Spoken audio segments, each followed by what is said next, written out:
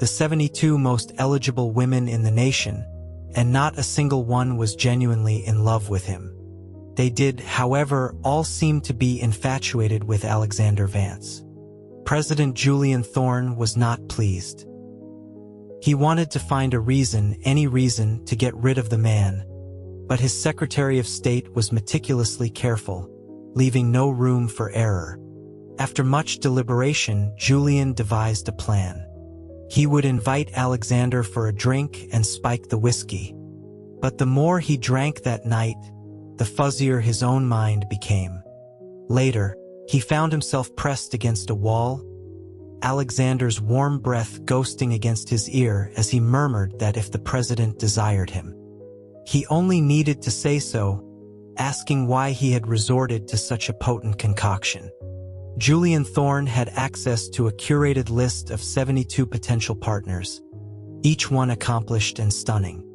Yet every time his advisors brought up the topic of a first lady, a headache bloomed behind his eyes. If he was pushed toward the daughter of a senator, she would claim a sudden migraine. If a tech heiress was suggested, she'd complain of a prior engagement. The most absurd was the daughter of a prominent general, a woman named Sophia, who declared her desire to be a free spirit and attempted to base jump off the Washington Monument. If the park police hadn't been so quick, her decorated father might have stormed the White House and demanded Julian's head. Thus, 3 years into his presidency, Julian remained a bachelor. He sensed something was amiss and tasked a trusted Secret Service agent, Marcus, with a discreet investigation.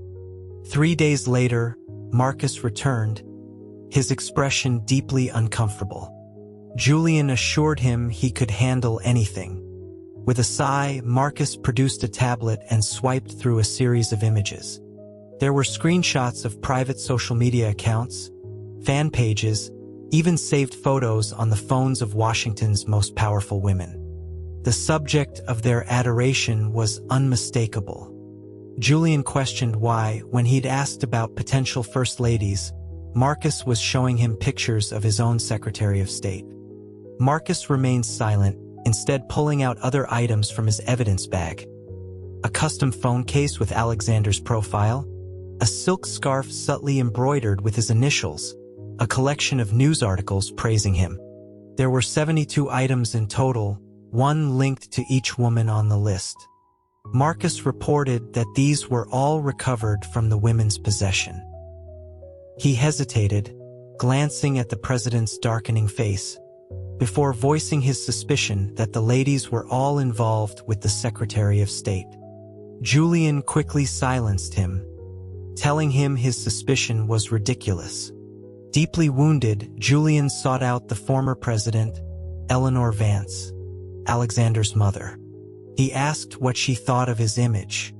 Eleanor, looking at him with a practiced maternal warmth, replied that her successor was, of course, a commanding figure.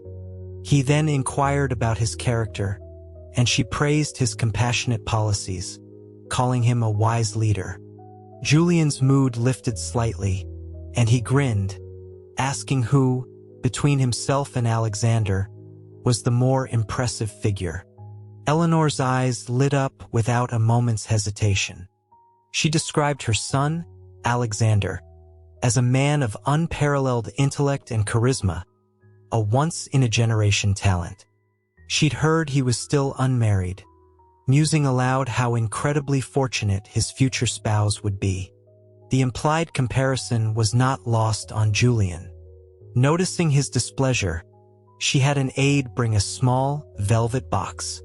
Inside was a pair of antique cufflinks made of southern cypress wood, a gift from the governor of Louisiana, meant to soothe the mind.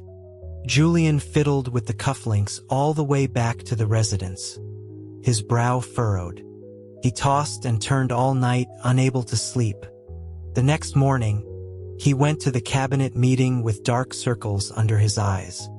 As soon as he sat at the head of the table, he saw Alexander Vance's flawlessly handsome and utterly infuriating face.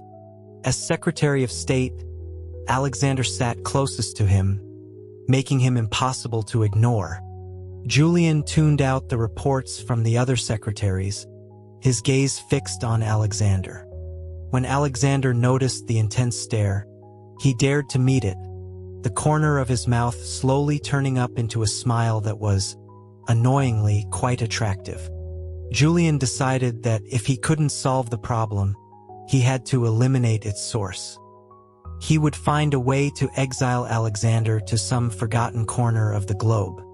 That night, he summoned the Attorney General and combed through every document related to Alexander Vance. As dawn broke, the exhausted Attorney General yawned and informed the President that it was useless. The Secretary of State's record was cleaner than a freshly bleached sheet. Julian felt his strength and options draining away. His Chief of Staff reminded him through the door that it was time for the morning briefing. Julian didn't want to go to a briefing. He wanted to jump off a bridge. He dragged himself into the Situation Room and his eyes immediately found Alexander in the crowd. While other officials kept their heads down, Alexander watched him with those eyes that could make a stray dog feel cherished. Julian had just taken his seat when the Secretary of the Treasury fell to his knees. His voice choked with emotion. He reported that a devastating hurricane had struck the Gulf Coast of Louisiana. Citizens were displaced and desperate, and he implored the president to act. Julian's hand trembled as he read the request for $1 billion in federal aid. The national treasury was stretched thin. $1 billion was a monumental sum. After a moment of thought, Julian announced his decision to travel there himself to oversee the disaster relief efforts. The room erupted. Alexander stepped forward, his sharp suit making him look even more distinguished. He declared his intention to accompany the president. Suddenly, someone in the room mentioned that the local dialects in the Louisiana bayous were quite different from standard English, that communication could be a major obstacle. Julian frowned, asking if anyone present spoke the regional French Creole. The officials exchanged uneasy glances, but no one responded. His chief of staff leaned in and whispered that he remembered the president's fiancée. Chloe was a Louisiana native. Julian went to see Chloe personally. Before he could even step through the door of her residence, her personal assistant intercepted him, informing him that Miss Chloe was feeling unwell today. It was always the same excuse, and he wondered if she ever got tired of it. He insisted it was urgent national business.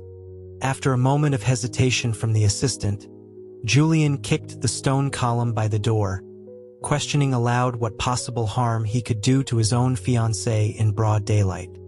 A few moments later, Chloe appeared, looking rosy-cheeked and perfectly healthy, even more so than him. When he pointed out that she didn't look sick, she immediately clutched her head and groaned, explaining that she had a delicate constitution since childhood and hoped he wouldn't mind. Julian, his mind on Louisiana, had no time for her games. He got straight to the point, asking if it was true she was from there. She nodded, asking why he brought it up. He sighed and explained the disaster. Upon hearing the news, she turned and ran back inside. He called after her, confused, asking where she was going. She yelled back that she was packing to leave immediately. Chloe was a good person, aside from her complete lack of affection for him. A helicopter was prepped by the Secret Service. When Julian and Chloe arrived at the helipad, Alexander was already waiting. For security reasons, they all traveled together. Dressed in civilian clothes, Alexander looked even more striking than usual. Julian wasn't the only one who noticed. Chloe let out a small gasp, asking if the Secretary of State was coming with them. Alexander smiled warmly and greeted them both. 3 days later, inside the cramped cabin of a military transport, Julian had been jostled against Alexander's shoulder countless times. Chloe, wrapped in a cashmere throw in the corner, would sneak a glance at the part of Alexander's collar that Julian had accidentally pulled open with every bump. Alexander suddenly spoke, his voice calm, informing Chloe that her nose was bleeding onto her throat. Chloe's face turned crimson as she fumbled for a tissue to dab at it. Julian gritted his teeth in frustration. This was the third time it had happened today. Chloe's voice was uncharacteristically soft as she thanked Alexander for his concern, blaming the dry cabin air. Julian fumed internally. They were flying from the dry north to the humid south. How could the air possibly be dry? The situation in Louisiana was grim. Alexander rolled up his sleeves and worked alongside FEMA crews setting up shelters.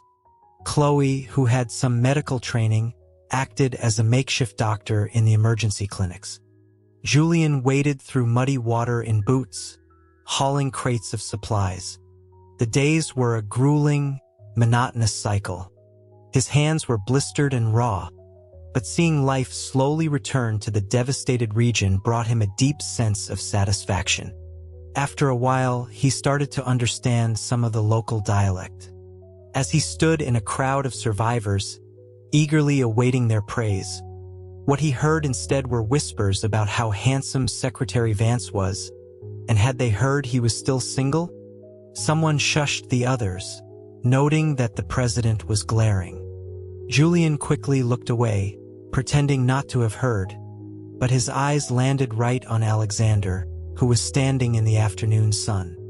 He was dressed in a simple white shirt, the light catching on his eyelashes, turning them gold. The rolled-up sleeves revealed strong forearms. He turned his head and, in the next moment, started walking toward Julian. He told the president that the people of Louisiana would surely be grateful for his personal efforts in the relief. Julian was unconvinced, remarking that everyone was calling Alexander a saint sent from heaven, claiming even the simple soup he served had a divine aroma. He turned to walk away, not wanting to talk to him anymore, but failed to notice a loose paving stone in his path. Just as he was about to fall, a warm, strong hand wrapped securely around his waist, steadying him. Supported by that hand, Julian turned and found himself looking directly into Alexander's eyes. Alexander's voice was soft as he told the president to be careful, a gentle smile on his face. Before Julian could react, Chloe screamed from a short distance away. She pointed at them, jumping on the spot with a hand clapped over her mouth in shock. Surely she couldn't be jealous over something like this? She was his fiancée after all. Her overt reaction would cause a scandal among the locals. Julian was about to tell her to calm down, but Chloe ran over. She grabbed one of his hands and one of Alexander's, then ceremoniously placed Julian's hand into Alexander's. She muttered something under her breath about this being so much better than the fanfic. Julian had known her for 3 years and still often had no idea what she was talking about. But he couldn't understand why Alexander was smiling. Julian decided to deal with Alexander right there in Louisiana. That night, he summoned Marcus. He asked if the package was ready. Marcus silently handed him a small, foil-wrapped packet. Julian questioned if its effects were fast-acting. Marcus's face suddenly flushed, and he looked down, mumbling that it was fast.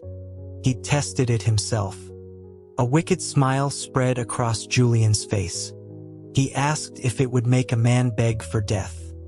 Marcus's voice grew even quieter, his head bowed low, as he corrected him, saying it would make a man feel like he was in heaven. Suddenly, Chloe's voice echoed from outside, and Julian missed the end of what Marcus was saying. He waved Marcus away, and Chloe pushed the door open. He found it strange. Ever since her odd comment at the docks, she had been acting differently. She would frequently hide nearby, spying on him and Alexander, which was deeply unsettling. Julian forced a calm expression, hiding the packet and asking if she needed something. She gave him a mysterious smile and pulled a small, slickly designed book from her pocket. He asked what it was. She pressed a finger to his lips as he was about to open it, her smile turning slightly creepy. She told him it was something good for him to read later in private. He wondered if it was some kind of thriller novel. But it was the first gift she had ever given him, so he felt he couldn't refuse. He slipped the book into his jacket pocket. As she left, she kept looking back, reminding him that he absolutely had to read it. He assured her he would. She lingered at the door, adding that the book would be of great benefit to him, and that it would be best to read it with Secretary Vance. Julian scoffed internally. Alexander Vance wouldn't get the chance. He walked alone through the quiet corridors of the temporary command center, carrying a small flask of whiskey that now contained a potent extra ingredient, on his way to find Alexander. A light was on in his room. He must still be awake. Julian couldn't help but smile at the thought of what was about to happen. Suddenly, the door in front of him opened. He didn't have time to wipe the grin off his face before he saw Alexander. His hair still damp. Alexander seemed startled to see him for a moment. Then his eyebrows arched in a welcoming smile. He asked what brought the president here. Julian's eyes quickly scanned him. He had clearly just showered. A loose, damp robe was draped over his shoulders, and water droplets trickled from his hair down his neck and chest. Julian swallowed hard, momentarily speechless. He could only raise the small flask in his hand. Alexander immediately stepped aside, gesturing for him to enter while pulling his robe tighter, his voice warm as he invited the president in. The moment Alexander closed the door behind them, Julian's palms began to sweat. Alexander led him to a small table and found 2 glasses. He remarked on the flask's intricate design, tapping it with his knuckle. Julian's hand trembled, nearly spilling the whiskey. He suddenly regretted his plan. He grabbed Alexander's wrist as he reached for a glass, forcing a weak laugh and suggesting they call it a night. But Alexander simply raised the glass and downed the contents in one go, his throat moving under the flickering lamplight. Julian watched as a flush quickly spread across his skin. He remembered Marcus saying the drug was fast-acting. He had to get a doctor. But as he turned to leave, a strong grip seized his wrist, pulling him sharply backward. Before he could react, Alexander had him pinned against the wall, one hand behind his head. He loosened the collar of his robe with his other hand, his usual clear-headed composure gone from his eyes. He asked what the president had given him to drink. But Alexander didn't give him a chance to explain, his strength overwhelming as he turned Julian around to face the wall. He murmured that if the president desired him, he only needed to say so, asking why he had resorted to such a potent concoction. As Julian struggled, the book hidden in his pocket flew out, landing at Alexander's feet and falling open. Both men looked down. Emblazoned across the page in bold letters were the words, "Oval Office Overtures." Julian knew there was no explaining his way out of this one. A slow smile spread across Alexander's face, his eyes dark as he stared at Julian. After a long moment, he breathed into Julian's ear, his voice husky, whispering that it seemed the president had come prepared. As the morning mist had yet to burn off, Julian was already up, rubbing his lower back while serving gumbo to the survivors. He hadn't slept at all, yet Alexander, standing nearby, looked refreshed and vibrant, a hint of satisfied color at the corners of his eyes. Chloe appeared out of nowhere, pointing at Julian's collar in shock, asking about the red marks on his neck. He claimed they were mosquito bites. She gave him a teasing smile, remarking that after all the autumn rain, it was a wonder any mosquitoes were left. Julian nervously pulled his collar higher, but her gaze shifted to Alexander. She exclaimed that the secretary had such a long red mark, too, wondering if it was also from a mosquito. Julian followed her gaze and saw 3 faint scratches on Alexander's neck, a sudden memory of the previous night's wildness making his face burn. Alexander smiled knowingly, touching the marks on his neck while looking directly at Julian. He explained that a stray cat had been a bit playful. Looking at his well-defined hands, Julian felt a strange flutter in his chest. Chloe sensed the dynamic. She laughed quietly and tugged on Julian's sleeve, whispering to ask if he'd read the book. Her words immediately brought back another memory of the night before, of Alexander holding him, coaxing him to read every word from that book aloud. Julian forced a smile and tried to send her away, suggesting that if she was so bored, she could audit the relief fund accounts for him. Chloe's eyes darted between Julian and Alexander, and she winked as if she understood everything. He wondered what on earth she thought she understood. After Chloe had bustled off, Alexander naturally took the ladle from Julian's hand. His gaze lingered on the hand Julian had placed on his own lower back, and he suppressed a laugh, suggesting that if the president was tired, perhaps he should go rest. Julian shot him a glare and aimed a light kick at his shin. But Alexander was quick, catching his foot midair. His hand closed around Julian's ankle, and with a gentle tug, Julian lost his balance and stumbled right into his arms. A moment later, a clear, triumphant laugh came from above his head as Alexander steadied him, murmuring for the president to be careful of the hot gumbo. As twilight fell, Julian summoned the clueless Marcus. The moment the agent appeared, Julian threw the empty foil packet at his feet, hissing that turning a poison into an aphrodisiac was truly a remarkable talent. Marcus, confused, immediately dropped to one knee, explaining that the president had only asked for something that would make a man feel like he was in heaven, and he had assumed it was for the president and his fiancée. Julian laughed, incredulous. So it was his fault? These agents were supposed to be the best, handpicked for their intelligence and skill. He couldn't believe he'd missed this idiot. He demanded to know if Marcus realized he had taken that miracle drug to Secretary Vance last night. And then, the words stuck in Julian's throat, but Marcus looked up, his voice a hopeful whisper as he asked if Secretary Vance drank it.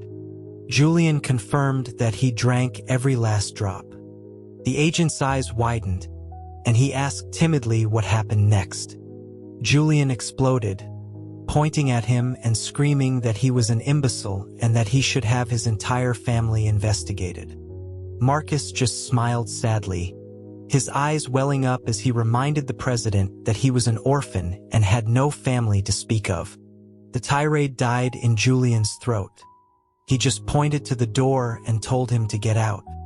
Just then, Alexander's voice came from outside. Marcus, reacting instantly, tried to slip out the window as he'd done before. But a maintenance worker, noting the autumn chill, had sealed all the windows shut with wooden braces. In a panic, Julian pointed under the large desk, telling him to hide there. Marcus dove under it without a second thought. Julian composed himself and sat at the desk, calling for Alexander to enter.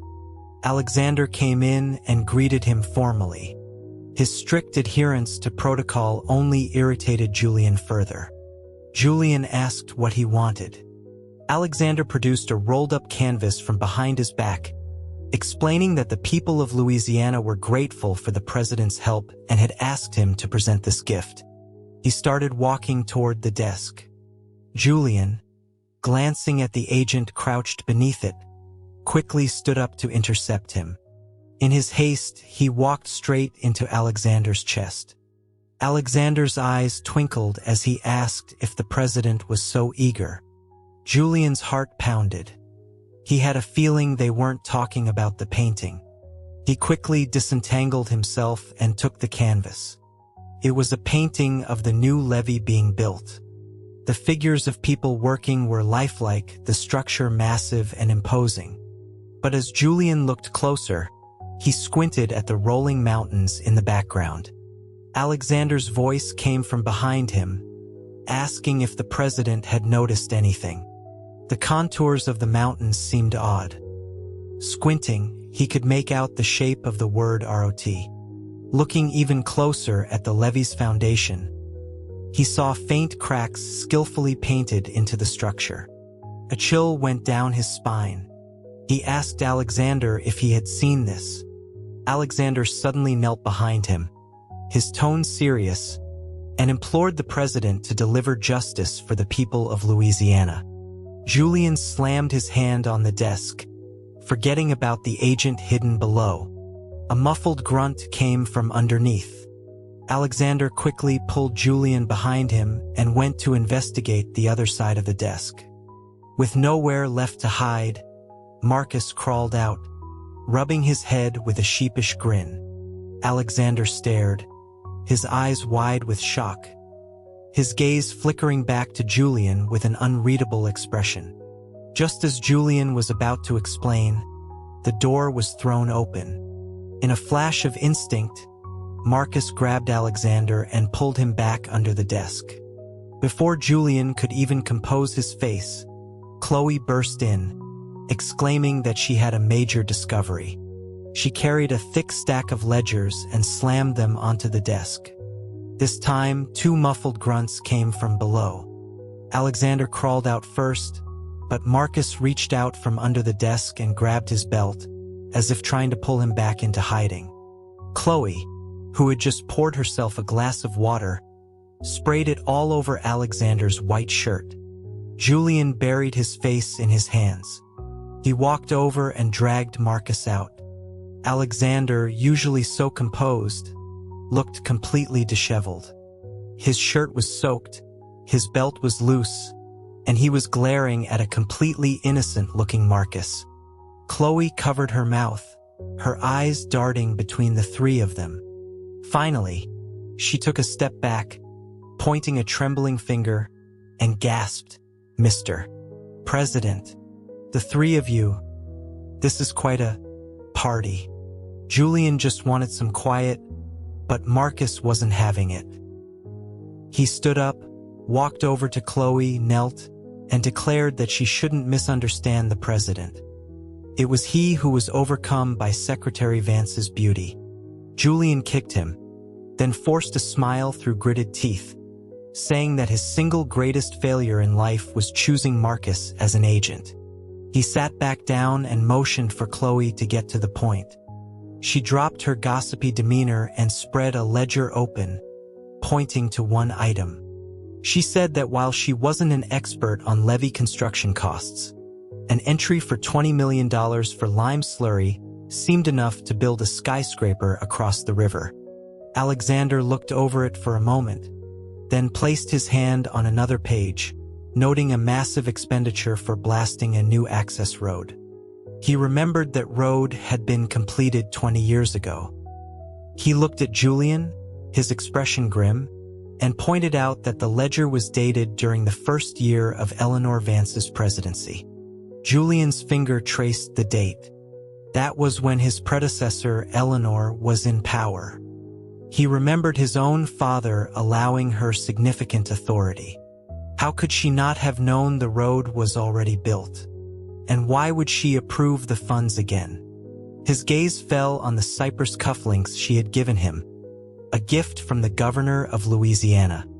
He realized her residence was full of art and furniture from the region. He looked up at Alexander and removed the presidential seal from his pocket, handing it to him. He ordered Alexander to lead a full investigation into the Louisiana corruption case, authorizing him to act with full presidential authority, even to make arrests without prior approval. Alexander accepted the order. As he reached the door, he turned and asked if the president would see the investigation through to the end, even if it implicated those closest to them. Julian met his deep, unreadable gaze and asked a question of his own, stating that the painting Alexander brought him wasn't from the people. Was it? Alexander was silent for a moment before giving a single, firm nod. Julian already knew the answer, but the confirmation still made him frown. The painting was too intricate, too clever. It wasn't the work of a grateful citizen. He had assumed Alexander was just trying to flatter him. Had his entire approach, all his apparent concern, just been a ploy to get this investigation started? After Alexander left, Chloe muttered that something felt off. Julian pretended not to hear, asking her instead what reward she wanted for her good work. Her eyes lit up. She asked if she could have anything. He nodded. She leaned in close and whispered that she wanted all the details about what happened last night between him and Secretary Vance. She didn't notice the storm clouds gathering on Julian's face as she pulled out yet another small book. He asked through clenched teeth what it was this time. She beamed, explaining it was her new manuscript, titled The President and the Secretary, a White House After Dark record. She shook his sleeve excitedly, saying this was going to make her a fortune. If the president was shy, he could just give her the highlights, and she could embellish the rest. Within 3 days, Alexander had presented all the evidence to Julian. From the local mayor to the governor, the entire state leadership of Louisiana had been feasting on the blood and sweat of its people. As Julian was about to turn to the final page, Alexander's hand shot out and covered his. The candlelight flickered across his face, his expression frozen. Alexander was not a man given to hesitation. As a junior congressman, he had once publicly eviscerated a senior party leader on the floor of the House. Julian had never seen him look like this. If he had any lingering doubts about Eleanor Vance's involvement, they were now gone. Julian found he preferred seeing Alexander smile. He gently pried Alexander's cold fingers off the page, one by one. He told him that the first lesson his father taught him was that a leader could not afford personal feelings. As he spoke, a gust of autumn wind blew the door open, extinguishing the candles and plunging the room into darkness. The rain hammered against the windows, but it couldn't drown out the soft, pained sigh that escaped Alexander's lips. It was deep into autumn, yet a flash of lightning illuminated the room, its harsh light falling directly on the page detailing Eleanor Vance's crimes. After a long silence, Julian spoke softly, saying that they would return to Washington when the rain stopped. Back in D.C., Julian went to see Eleanor alone. She greeted him with her usual affectionate smile, beckoning him closer. But she was always one step ahead. Her network in Louisiana must have been extensive. The news of the investigation must have reached her before he even left.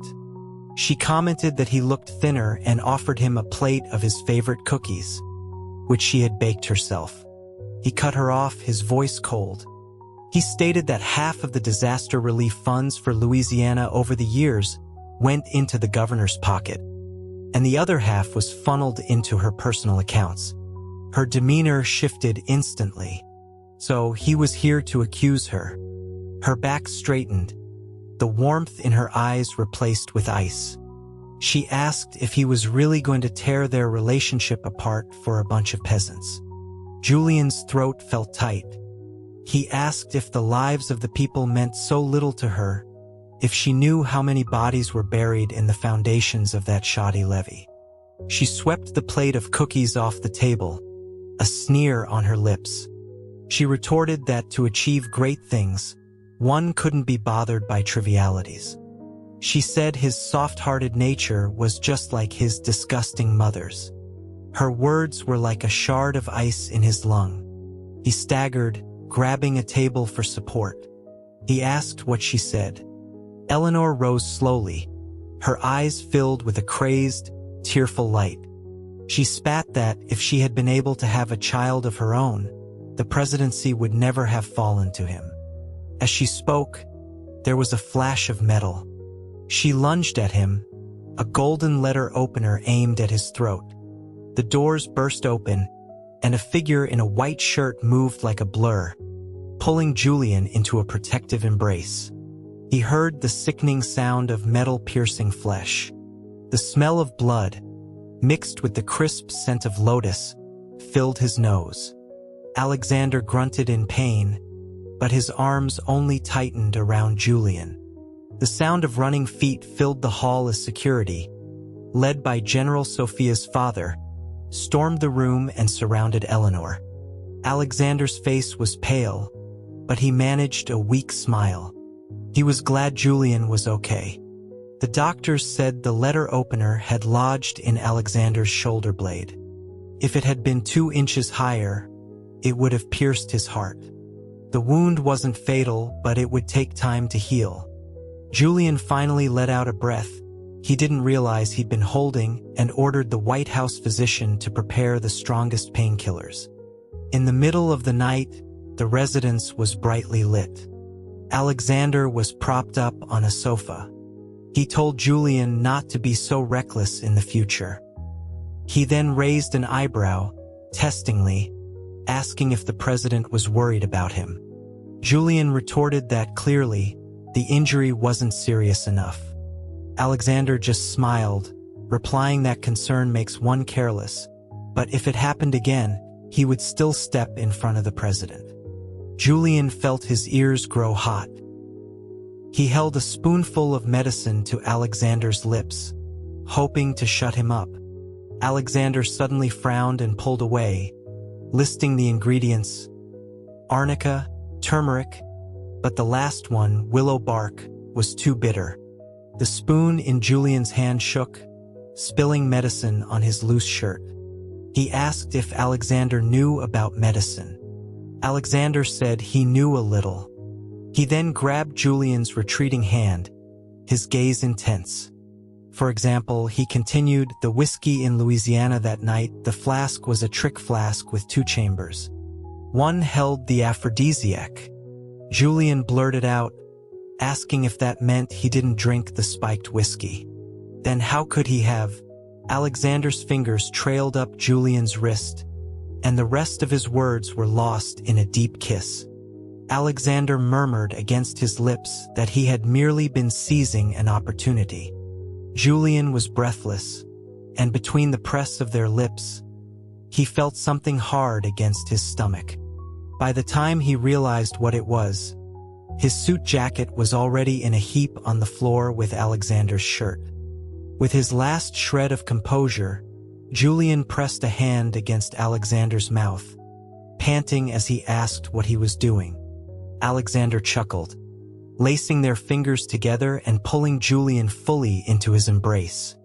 He leaned in, his lips brushing against Julian's ear as he whispered a challenge. He intended to commit treason. By the time the first snow fell on Washington, D.C., all the officials involved in the Louisiana corruption scandal had been sentenced. Eleanor Vance was not among them. Julian still had questions for her. Alexander, not trusting her, went with him to the federal prison.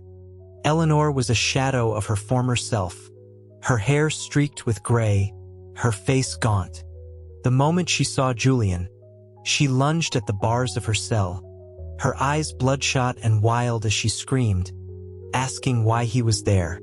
Julian took a small box from Alexander and passed a single cookie through the bars. He recalled how, when he was a child, she would bake these for him whenever he was upset. Later, when his father had cast her aside politically, and everyone in their circle shunned her, these cookies still appeared on his plate every day, even when resources were scarce. Eleanor's expression flickered. She turned away, sneering that he shouldn't bring up such ancient history. Julian placed the cookie on the floor by her feet. He said he only came to ask one question. In all those years, was there ever a moment she thought of him as her own son? She stared at him for a long time before spitting out a single word. Never. She threw her head back, looking up at the small, barred window where snowflakes were drifting down. After a long silence, she asked how the president planned to deal with her. Julian turned his back to her. His voice choked as he replied that those who harm the people will face justice. A sharp, piercing laugh echoed behind him. She shrieked, asking if he wasn't afraid that history would remember him as the monster who executed his own mother. A cold draft swept through the cell block. Julian turned to face her, his voice steady. Duty and loyalty are rarely compatible. I am concerned with the food on my people's tables, not with my name in the history books. Her laughter grew louder, more hysterical. The heartless nature of power. She screamed. Her shrieks followed them all the way down the long, narrow corridor. As they reached the end, a dull thud echoed from behind them. Julian stopped and closed his eyes, clutching the cypress cufflinks in his hand so tightly that the wood splintered. A wave of dizziness washed over him. As his consciousness faded, the last thing he heard was Alexander's desperate shout. He felt like he was in a long dream. In it, a woman in a beautiful gown called him by his childhood nickname. He looked in a mirror and saw himself as a 3-year-old boy. A memory sparked, and he was about to run into her arms. But she suddenly coughed up blood, pointed at the door, and told him to run. The door opened, and Eleanor, then a rising political star, walked in with a warm smile. She took his hand and asked if he would like to live with her now, to be her son. Her hand smelled of poison. No one dared to cross her. His only childhood playmate was the son of a powerful family friend, Alexander Vance. His father often visited the White House, and Alexander would come with him.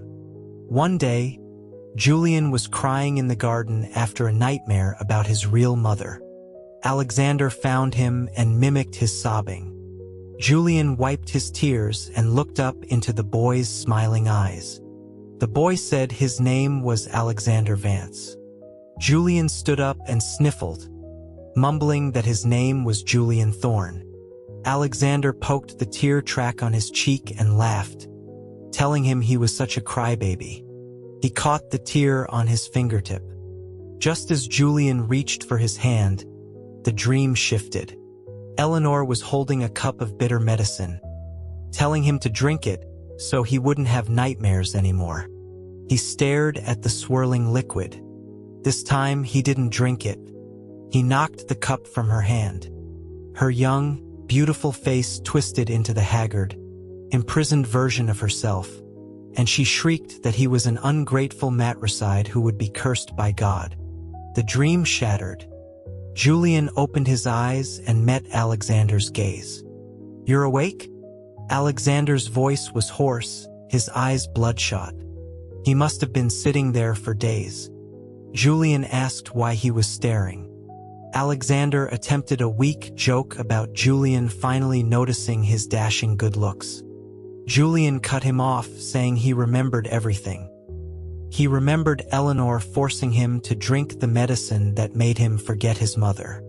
And he remembered Alexander. The memories flooded back, a torrent that made his head ache. Alexander looked stunned for a moment, then placed a warm hand on Julian's forehead. He said that if the memories were painful, he would rather the president forget him. Julian took a moment to recover, then noticed the snow still falling outside the window.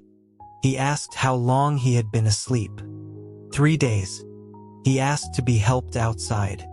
Alexander, unable to refuse him, bundled him in a warm coat. They stood on the veranda, watching the snow fall on the winter-bare trees. The world was silent except for the sound of Alexander's breathing next to his ear. Julian asked what the doctor had said. Alexander replied that the doctor said it was exhaustion and emotional distress. Julian told him not to lie. After a long pause, Alexander's voice was tight with suppressed emotion. The cypress cufflinks Eleanor had given him weren't just a gift. They were coated with a slow-acting, untraceable poison. The doctor said there was no antidote. Because Julian had warned them constantly, the poison had seeped deep into his system. There wasn't much time left. Julian decided to spend his final days doing some good. The next day, he summoned the 72 women from the list. They crowded into the Oval Office, accomplished women from every field. He barely knew their names. His presidency had begun when he was young, and Eleanor had orchestrated these potential matches, hoping to install a new puppet if he ever grew too independent. He had disappointed her. Now, standing before him, they were just people trapped in a political game. He planned to release them from any obligation to him, to let them live their lives freely. But Chloe disagreed. She argued that society was harsh on women, and that whether they were formally rejected or a political engagement was broken off, they would be judged and ostracized. So instead, Julian had Alexander carefully interview each woman, finding out their skills and ambitions. Then he signed an executive order, creating a program to fast-track women into high-level government positions. Soon, everyone had a new path forward, except Chloe. She refused to leave, claiming her book still needed a perfect ending. She would only depart after she had written the final word. Julian let her be. His executive order was met with fierce opposition from the old guard in Congress. They staged protests, threatened filibusters, and one even feigned a heart attack on C-SPAN to demand he rescind the order. Julian was furious. Chloe was right. They were stubborn old fools. Thankfully, he had Alexander, who single-handedly debated them into submission. Watching the defeated congressman trudge away, Julian had to lean against his desk to maintain a serious facade, but inside, he was bursting with pride. This brilliant, principled man was his. He thought that even Alexander's arguments had a unique charm. Chloe called it looking through rose-colored glasses. Julian countered that if it weren't for his genuine charisma, 72 of the nation's most powerful women wouldn't have been so obsessed with him. Chloe's eyes went wide. She asked him where on earth he had heard that ridiculous rumor. She then explained the modern concept of celebrity worship and fan culture. His health declined rapidly. His body ached constantly, a gnawing pain that felt like his bones were being eaten away. Alexander had to take over most of his public duties. He handled the affairs of state with a natural ease that set Julian's mind at rest. Julian spent most of his time in a hazy state of sleep, but whenever he woke, Alexander was there, having moved his desk next to the bed so he could work by his side. Chloe kept saying her antidote was almost ready, but the final ingredient was rare and located far away.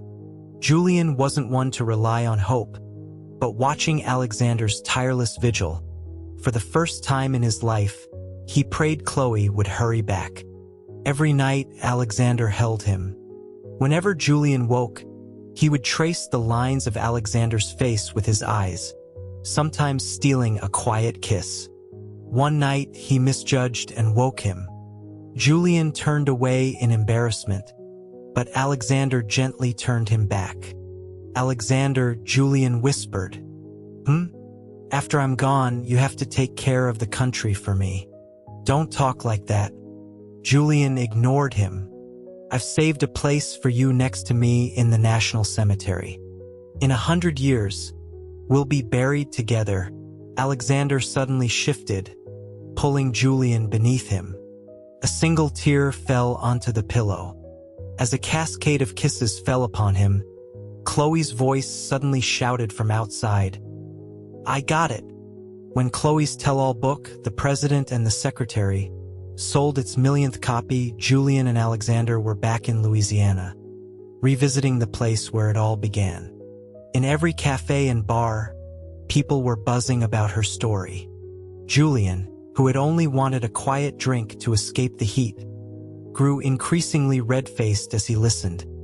finally grabbing Alexander's hand and fleeing. He declared his intention to emulate the first Chinese emperor and have a great book burning. Alexander, suppressing a laugh, reminded him that she had saved his life. Julian countered that he would just issue a decree banning cafes from discussing her book. A familiar female voice came from behind them, saying that wouldn't work. They turned to see Chloe standing there. She asked what they were doing here. Her eyes danced mischievously as she noted their intertwined fingers. Then she looked up, smiling brightly. "The first book is selling so well.